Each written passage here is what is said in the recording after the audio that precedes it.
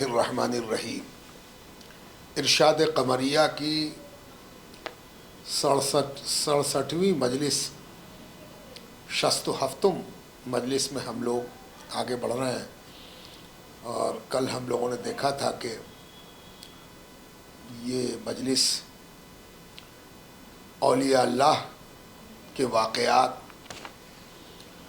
کی کتابوں کی جانب ترغیب دلانے کے عنوان سے اس مجلس میں گفتگو ہوئی ہے،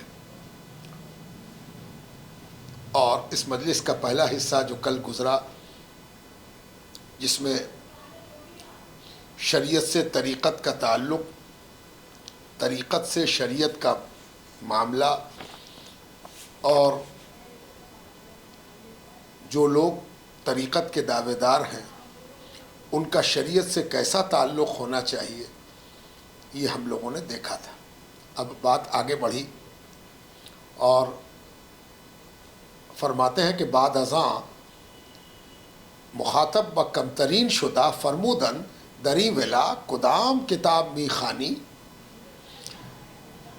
حضرت اعلیٰ حضرت مخاطب ہوئے جامع ملفوظ کی طرف، یعنی حضرت سید شاہ عطا حسین فانی قدس سرہ العزیز کی جانب متوجہ ہوئے اور ان کو مخاطب کر کے فرمایا کہ آج کل کون سی کتاب پڑھ رہے ہو؟ تمہارے مطالعے میں یا تمہارے درس میں کون سی کتاب ہے؟ عرض نمود بسبب علالت طبیعت خود و نادرستی مزاج استاد خود از چندی سبق کتاب عربی نمی شود۔ حضرت نے عرض کیا، جامع ملفوظ نے عرض کیا کہ حضور آج کل طبیعت کچھ علیل رہ رہی ہے، طبیعت مناسب نہیں ہے، اور استاد کا مزاج بھی آج کل صحت مند نہیں ہے، تو اسی لیے عربی کی جو کتابیں زیر درس ہیں ان کے اسباق ایک طرح سے رکے ہوئے ہیں، ٹھہرے ہوئے ہیں۔ ارشاد شد کسے را کہ قوت در کتاب عربی یا فارسی بہم رسد مناسب است کہ درس آ کتاب ہا کے خواندہ است بطالبان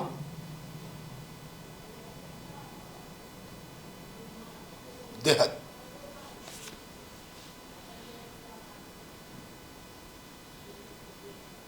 یا کتاب بینی نمائد۔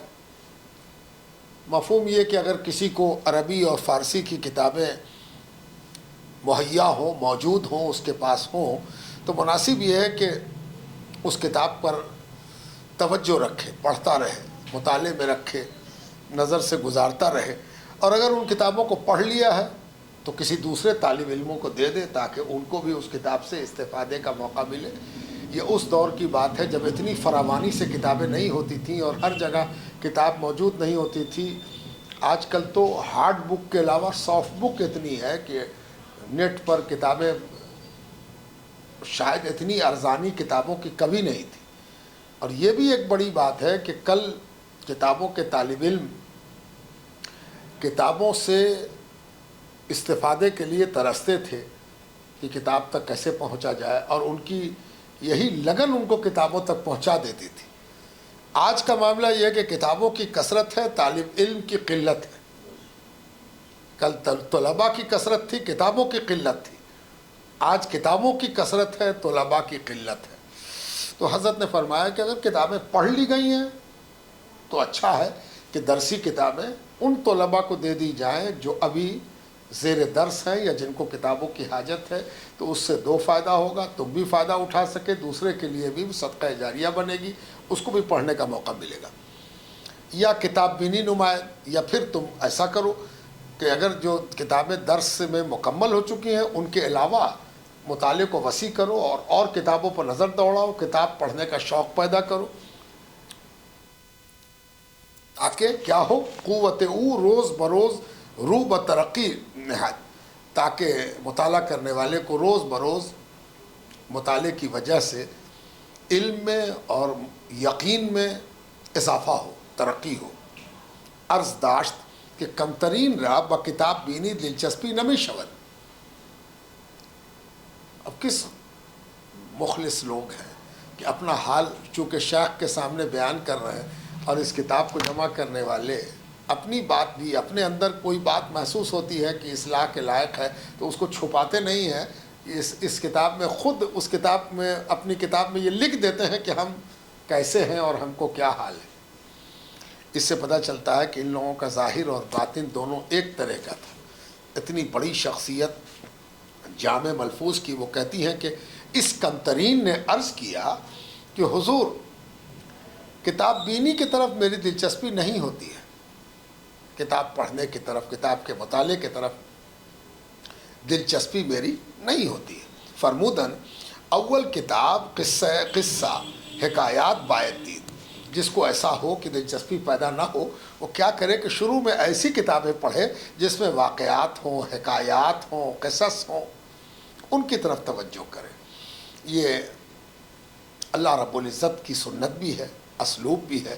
اللہ تبارک و تعالیٰ نے بھی قصص اور حکایات، واقعات اپنی کتاب میں، آسمانی کتابوں میں اللہ تعالیٰ نے بیان فرمائے ہیں. اور اس لیے بیان فرمائے ہیں کہ اللہ سے بہتر اپنی مخلوق کو جاننے والا کون ہے؟ وہ اپنے بندوں کو جانتا ہے کہ ان کا رجحان کس طرف ہے اور کیسے ان کی رغبت کلام خداوندی کی طرف موڑا جا سکتا ہے. یہ اللہ سے بہتر کون جانتا ہے؟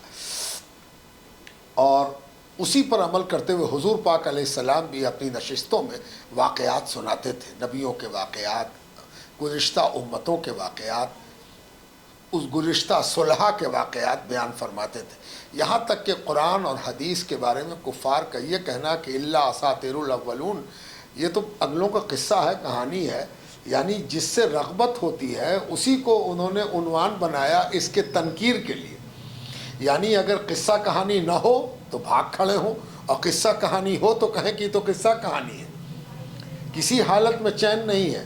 اگر قصے کہانی کو ہٹا دیا جائے اور سیدھے فلسفہ اور دین کی حکمت اور دین کا فلسفہ بیان کیا جائے تو کہیں گے کہ باپ رے باپ، یہ سب سمجھ میں آتی ہے بات. اور اگر قصہ اور کہانی سے رغبت پیدا کرائی جائے تو بجائے راغب ہونے کے یہ کہہ کے چل پڑے کہ اس میں تو قصہ کہانی ہے. بہرحال تو اس طرح سے اب ایک آفاقی اصول بھی سمجھ میں آ گیا، وہی یہاں نقل ہو رہا ہے کہ جن لوگوں کو حفظ کرنا ہوتا ہے، اگر ان کو حفظ میں تھوڑا مشکل محسوس ہوتا ہے استاد کو کہ یہ مشکل ہو رہی ہے، یہ ٹھیک سے یاد کرنا نہیں پا رہا ہے، تو اس کو پہلے سورہ یوسف یاد کرائی جاتی. سورہ یوسف کا ایک کمال یہ ہے کہ جو عربی جانتا ہے اس کے لیے تو وہ قصہ ہے، اس لیے کہ مادری زبان عربی ہے، تو وہ پڑھے گا تو معلوم ہوتا جائے گا کہ او ایسا ہوا تھا. یوسف علیہ السلام نے خواب دیکھا، اپنے ابا سے بیان کیا، ابا نے ان کو خواب کے سلسلے میں ہدایات دیں، ان کے بھائیوں کا یہ معاملہ تھا، بھائیوں نے ایسا کیا، اس کے بعد ایسا ہوا، اس کے بعد ویسا ہوا. یہ سب تو اہل زبان جانیں گے. لیکن سورہ یوسف کی تاثیر یہ ہے کہ چونکہ پروردگار کا منشا یہ تھا کہ واقعہ سنایا جائے، واقعے کی وجہ سے مخاطب کو رغبت ہو، تو یہ رغبت مانن آج بھی موجود ہے کہ جو عربی نہ جانے اس کے لیے بھی سورہ یوسف آسان ہے. چنانچہ حفظ میں دستور یہ ہے کہ ذرا سا بھی مشکل دیکھا استاد نے تو پہلے سورہ یوسف یاد کرائے، اور جس کو سورہ یوسف یاد ہو گئی اس کو پورا قرآن یاد کرنے میں سہل اور آسانی پیدا ہو جاتی ہے.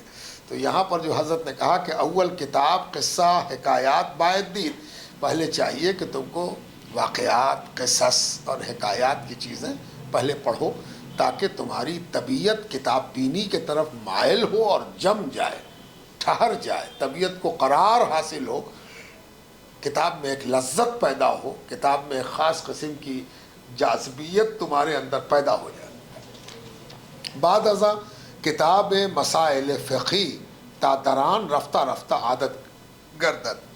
جب کتاب سے طبیعت کا انسلاک ہو جائے، طبیعت کتاب پر ٹھہر جائے، کتاب سے ایک لذت ملنے لگے، تب فقہی مسائل اور مشکل مسائل فقہ جس میں نوعیت بدلتی جاتی ہے، ہر سوال ایک الگ تحقیق کا دروازہ کھولتا ہے، کئی کتابوں کو دیکھنے کی ضرورت پڑتی ہے، رائے جاننے کی ضرورت پڑتی ہے، دوسرے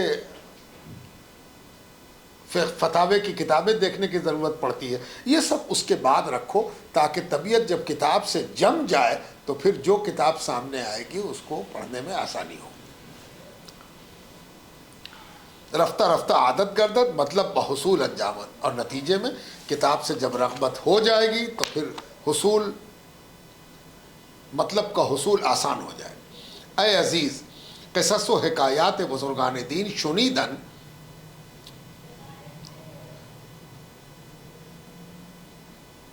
و در کتب متقدمین دیدن فائدہ دارت تا بدلش اثر مترتب گردد. اے میرے عزیز سنو، واقعات حکایات بزرگوں کی سوانح حیات سننا اور متقدمین کی کتابوں کے اندر دیکھنا، یعنی اس زمانے میں بھی جدید کتابوں سے بزرگوں نے توجہ ہٹا کے قدیم کتابوں کی طرف توجہ دلائی ہے کہ قدیم کتابیں سب کا ماخذ ہیں، تو تم ماخذ کی طرف توجہ کرو، جہاں سے لیا گیا ہے دوسرے لوگوں نے لیا ہے، سیدھے ماخذ تک جاؤ. کتاب متقدمین کو اپنے مطالعے میں رکھو، اور ان کے دیکھنے سے فائدہ یہ ہوتا ہے کہ بدلش اثر مترتب گردد. یہ وہ کتابیں ہیں متقدمین کی کہ ان کی تاثیر پر سینکڑوں برس کا اجماع ہے. تو ان کتابوں کو جب تم پڑھو گے تو سینکڑوں برس سے دلوں پر اس کے اثرات مرتب ہوتے ہیں، تم پر بھی مرتب ہوں.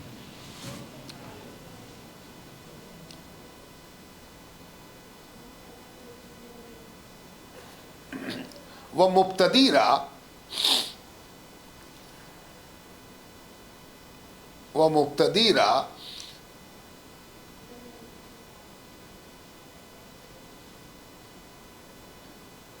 در دلہا سے بات و یقین بخشت. ان کتابوں کا مطالعہ جو لوگ ابتدا کے دور میں ہیں، ابھی بہت ترقی نہیں کیا ہے، پڑھا لکھا بہت زیادہ نہیں ہے، شروعی دور میں ہیں، ابتدا کی کتابیں پڑھا ہے یا متوسط کتابیں پڑھا ہے، ان کو اولیاء اللہ سے متعلق پرانی کتابوں کے پڑھنے سے دل میں اولیاء سے تعلق میں ثبات پیدا ہوتا ہے، ٹھہراؤ پیدا ہوتا ہے، ایک قرار پیدا ہوتا ہے، اور یہ بڑی اچھی بات ہے. بزرگ از مشائخ کبار پرسید کہ حکایت درویشان غریق بحر عرفان مرطالب را چه نفع می بخشد. بڑے بزرگوں میں سے کسی سے پوچھا گیا کہ اولیاء اللہ کے واقعات حکایات سوانح حیات ارشادات، جو ایسے اولیاء جو غریق بحر عرفان تھے، جو خود اللہ رب العزت کی معرفت کے سمندر کے پیراک تھے، شناور تھے، ڈوبے ہوئے تھے، تیر لیتے تھے، دن رات اسرار ان پر کھل رہے تھے، دن رات معرفت کی باتیں ان کو حاصل تھیں، اس کے مطالعے کا اور اس کے کتابوں کے پڑھنے کا کیا فائدہ کم درجے کے طالبوں کو ہوتا ہے. اگر ہم بڑے بزرگوں کی چیزیں پڑھ لیں تو وہ تو بڑے کامل تھے اور بہت آگے تک ان کی رسائی تھی، اور انہوں نے جو کچھ لکھا ہے اس کو ایک میرے جیسا معمولی طالب علم پڑھے تو اس کو کیا فائدہ ہوگا. کہ چه نفع می بخشد فرمود. اب حضرت نے ارشاد فرمایا، اعلیٰ حضرت فرمانے لگے کہ کلام مشائخ لشکریست از لشکر خدائے تعالی. فائدہ یہ ہوگا کہ جو بزرگوں کی باتیں ہیں، بزرگوں کا کلام ہے، بزرگوں کی تحریر ہے، بزرگوں کے ملفوظات ہیں، بزرگوں کے ارشادات ہیں، یہ کیا ہیں؟ اللہ تعالیٰ کے لشکر میں سے ایک لشکر ہے. مخدوم جہاں رحمۃ اللہ علیہ نے خود ایک جگہ فرمایا ہے کہ میری جو باتیں ہیں وہ خدائی لشکر میں سے ایک لشکر ہے. یعنی ان کتابوں کا پڑھنا تم کو اللہ کے چاہنے والوں کے لشکر کے درمیان خود کو پہنچا دینا. ظاہر ہے کہ جس کے ساتھ باڈی گارڈ ہو، جس کے ساتھ محافظت کا دستہ ہو، اس کو ہر قسم کی آفت سے اطمینان ہو جاتا ہے کہ ہم دستے کے درمیان ہیں، ہم پولیس فورس کے ساتھ ہیں، میرے ساتھ فوجی ہیں، تو وہ بڑا مطمئن رہتا ہے، اس کو ہر طرح کے خطرے سے ایک امان ہوتی ہے۔ تو فرماتے ہیں کہ کلام مشائخ لشکریست از لشکر خدائے تعالی، اللہ تعالیٰ کے لشکروں میں سے ایک لشکر ہے بزرگوں کا کلام، بزرگوں کی باتیں، بزرگوں کی تحریر ہے۔ برائے قوت و امداد قلب طالبان حق تعالی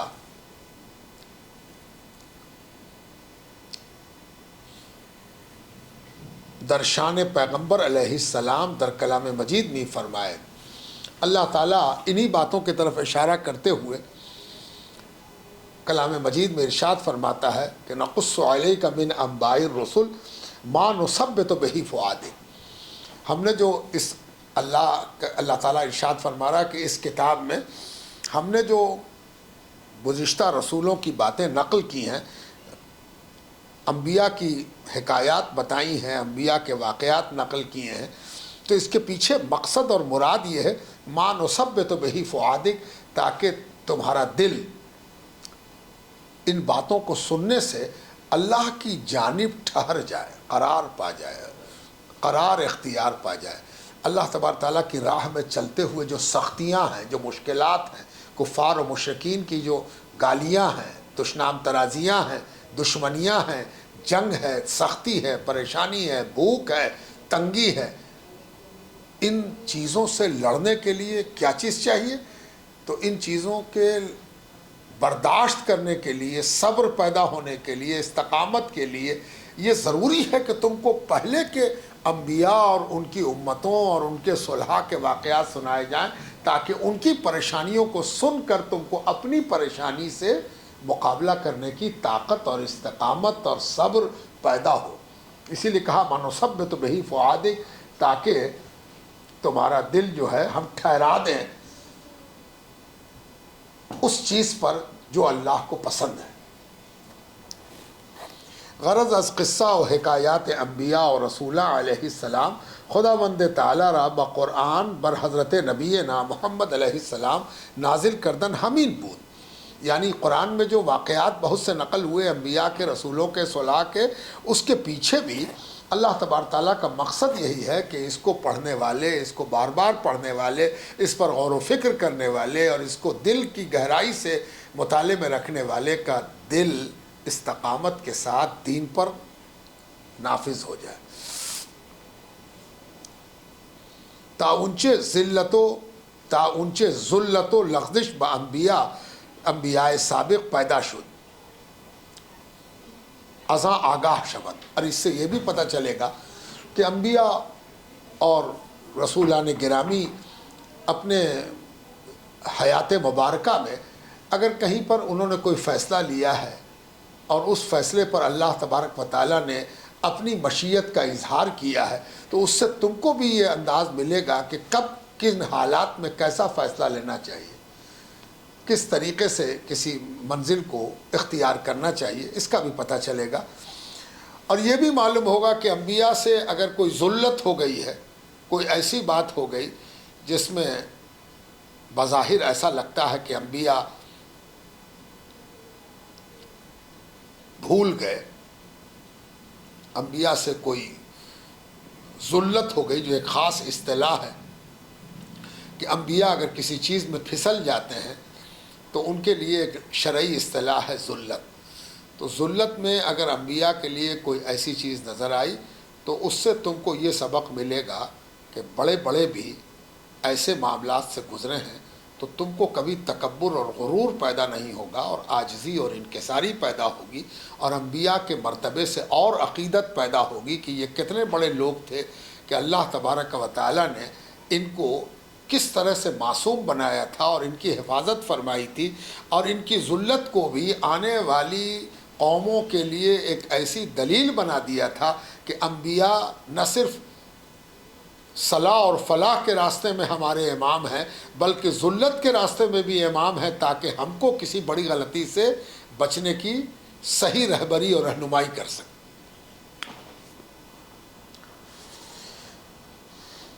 بمحترز گردن، تاکہ آدمی سیکھ سکے کہ کیسے زندگی میں اپنی زندگی گزارنی ہے۔ انچے آہا بنعمات کامیاب شد براں سے بات و یقین کنن او تعلیم می فرمائے آیت کریمہ فصبر بحکم ربک ولا تکن کصاحب الحوت۔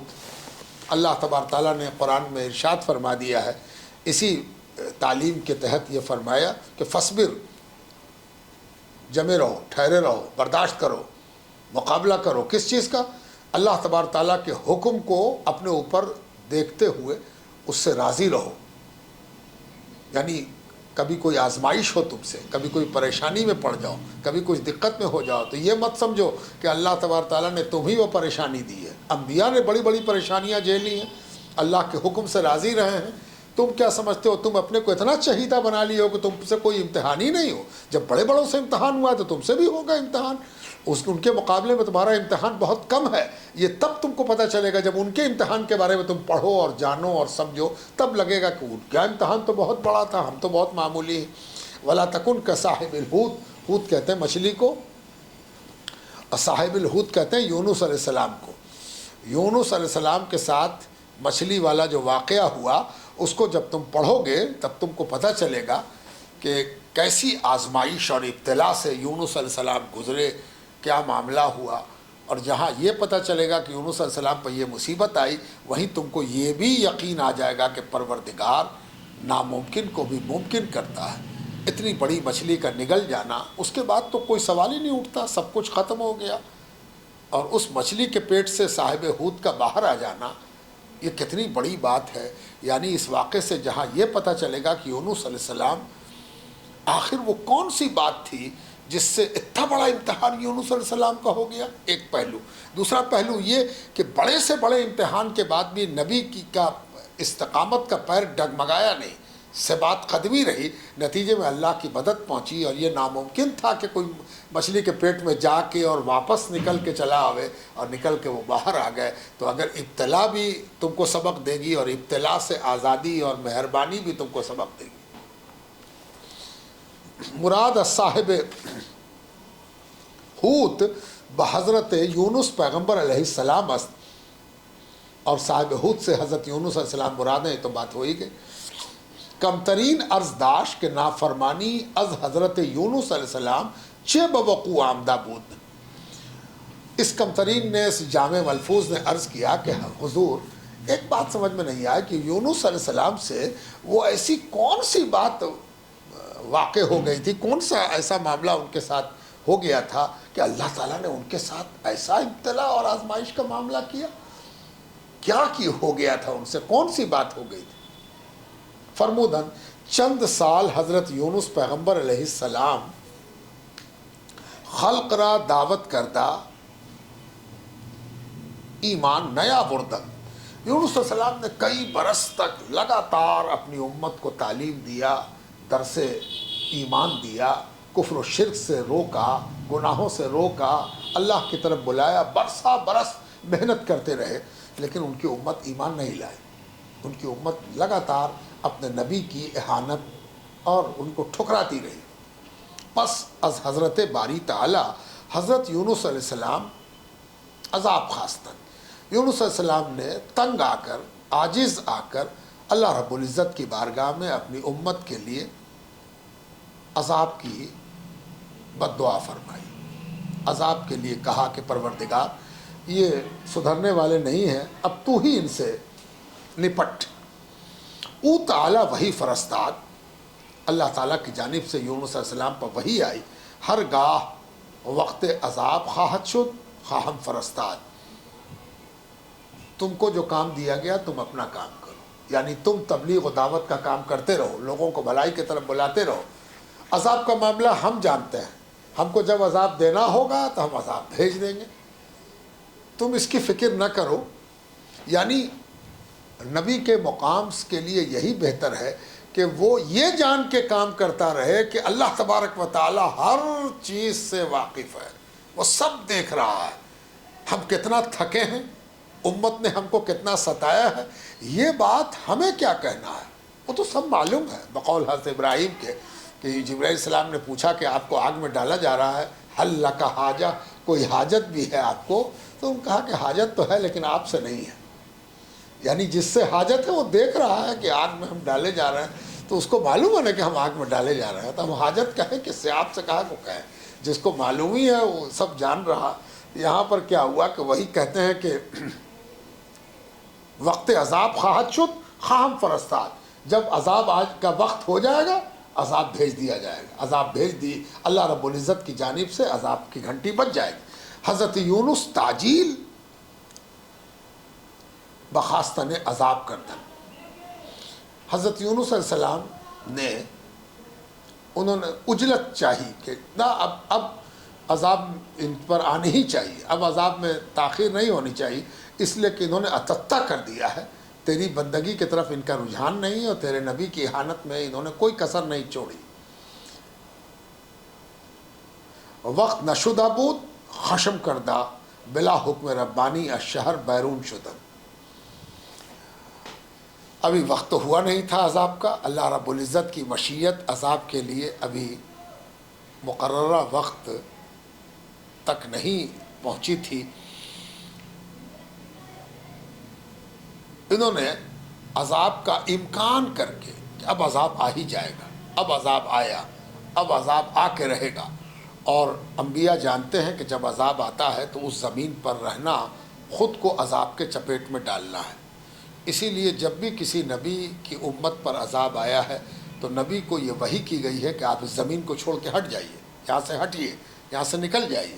تو یونس علیہ السلام نبی ہونے کی وجہ سے اس قدر کمال یقین کے منصب پر فائز تھے کہ ان کو لگا کہ اب عذاب آ ہی جائے گا، اس لیے اس شہر کو چھوڑ دینا چاہیے۔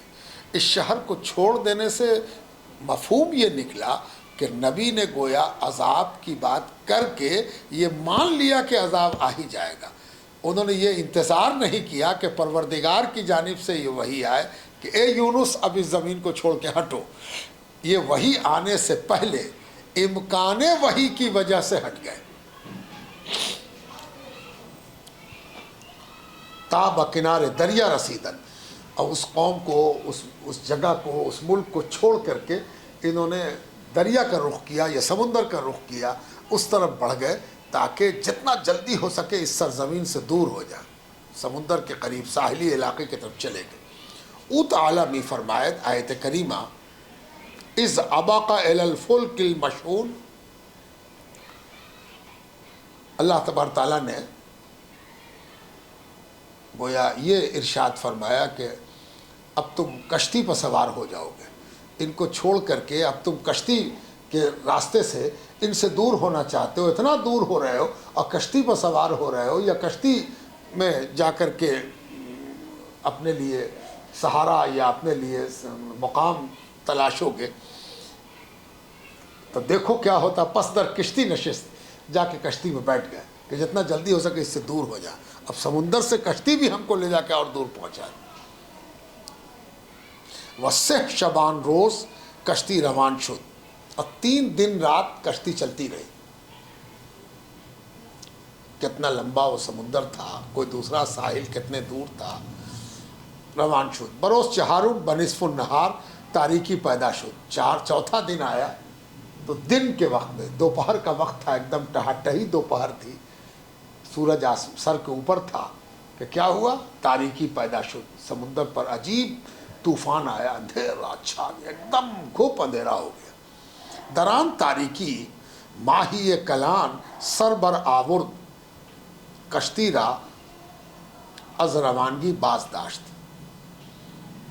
اور اسی اندھیرے میں ایک اتنی بڑی مچھلی ظاہر ہوئی جس نے ناؤ کے آگے اپنا سر لگا دیا۔ اب وہ ناؤ بڑھے تو کیسے بڑھے، ناؤ جا کے اس کے سر سے ٹکرا گئی۔ اور یہ کوئی ایسی حیرت کی بات نہیں ہے کہ سر سید اس کی تعویل کرے، اس وقت شاید ان کو وھیل مچھلی کا علم نہ ہو، اب تو وھیل مچھلی کا علم ہے کہ سمندری مچھلی اتنی بڑی ہے کہ اگر کبھی کبھی اس کو دیکھ کے ایسا لگتا ہے کہ آدمی ساحل پر آ گیا، کنارے پر آ گیا، حالانکہ وہ مچھلی کی پیٹھ ہوتی ہے۔ تو کشتی را از روانگی باز داشت، اب تو کشتی آگے بڑھنے سے کشتی آ کے ٹکرا گئی اس مچھلی سے اور رک گئی۔ ہما کس عظیم بلا خائف شدن، ہر آدمی کو، جو بھی کشتی پر سوار تھے، ان کے علاوہ بھی کچھ لوگ تھے، وہ بھی بڑے پریشان ہوئے کہ اب کیا ہوگا، ڈر کے مارے سب کا برا حال۔ و گفتن کسے دنی کشتی بد کردار گنہگار است، اور آپس میں بات کرنے لگے کہ کشتی پر یہ آفت کیسے آئی، یہ کشتی تو معمول سے چلتی اڑتی آتی جاتی ہے، آج تک کبھی ایسا نہیں ہوا، یہ مصیبت آئی کیسے؟ ایک تو فضا اندھیری ہو گئی کہ ہاتھ سجا نہیں دے رہا، دوسرے یہ کہ کون سی مصیبت آ کے اس سے ٹکرا گئی کہ ابھی کشتی آگے بڑھنے کے لائق ہی نہیں رہی جب تک وہ ہٹے نہیں۔ تو یقیناً کوئی ایسا آدمی اس کے اندر ہے جس کی وجہ سے کشتی میں پریشانی ہو رہی ہے، کشتی کو جو مصیبت آئی ہے اس کی وجہ کوئی نہ کوئی ایسا ہے جو بہت بڑا گنہگار اور خاطی ہے، یا معاذ اللہ منحوس ہے، نحس ہے، جس کی وجہ سے یہ مصیبت آ گئی کہ بداں سبب مایان مبتلا ببلائے شدے، ہم سب جو مصیبت میں گرفتار ہوئے وہ اسی کی وجہ سے ہوئے۔ وہ کون ہے؟ باید کے اورا ازی کشتی دور کنے، ہم لوگوں کو چاہیے کہ اس کو تلاش کریں اور اس کو اس کشتی سے ہٹاویں، نکال باہر کریں، پھینک دیں اٹھا کے، تاکہ کشتی سے یہ مصیبت ٹل جائے۔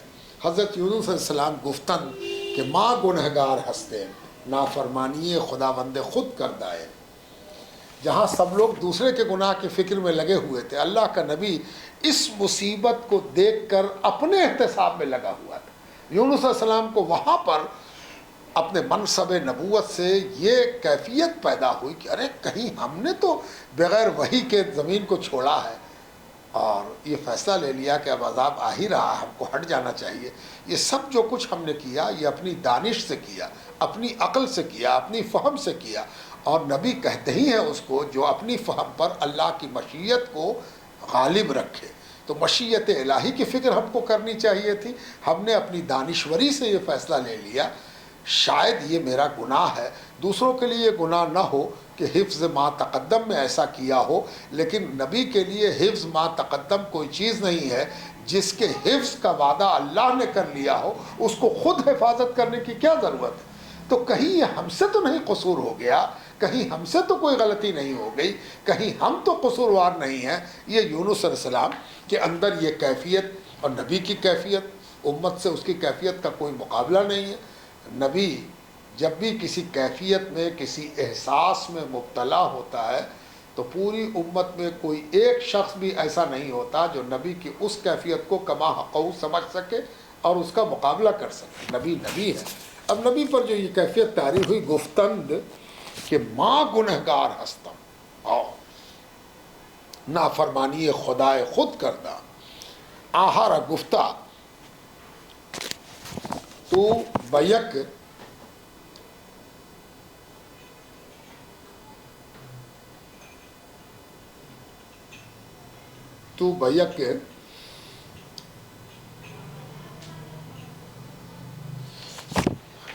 اچھا آج یہیں پر اینڈ دیجیے۔